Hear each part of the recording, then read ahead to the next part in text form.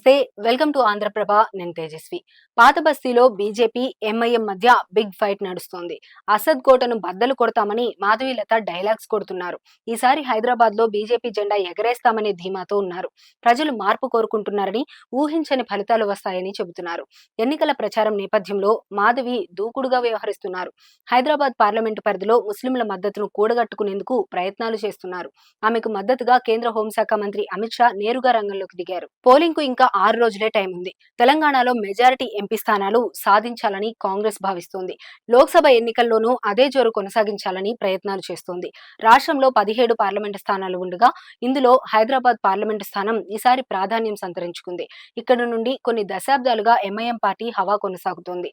అసదుద్దీన్ ఓవైసీ ఎంపీగా కొనసాగుతున్నారు. అయితే ఈసారి ఆయనకు చెక్ పెట్టేందుకు బీజేపీ తీవ్రంగా కృషి చేస్తోంది. ఇప్పటి వరకు ఓటమి తెలియని అతడిని ఇంటికి పంపించాలని అమిత్ షా స్కెచ్ వేశారు. ఇందులో భాగంగా అతనికి ప్రత్యర్థిగా మాధవీలతను బరిలోకి దింపింది. మాధవీలత తరపున విస్తృతంగా ప్రచారం చేస్తున్నారు అమిత్ షా.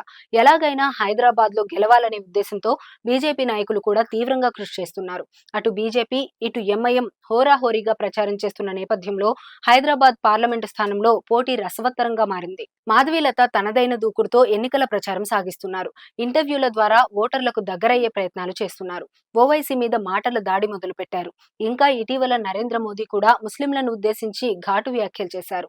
దీంతో హైదరాబాద్ పార్లమెంటు స్థానంలో పొలిటికల్ హీట్ అమాంతం పెరిగిపోయింది. ఇలా ప్రచారం సాగుతూ ఉండగానే హైదరాబాద్ లోని మలక్పేట ప్రాంతంలో మూసారాంబాగ్, ఇందిరానగర్ ప్రాంతాలలో అసదుద్దీన్ ప్రచారం చేశారు. ఈ సందర్భంగా స్థానికంగా ఉన్న పురోహితులు మద్దతు పలికారు. దీనిని ఎంఐఎం తన అధికారిక ఖాతాలో పోస్ట్ చేసింది. ప్రచారం సాగిస్తున్న అసదుద్దీన్ వద్దకు కొంతమంది అర్చకులు వచ్చి ఆయనకు పూలమాల వేశారు. అనంతరం మద్దతు పలుకుతున్నట్లు ప్రకటించారు.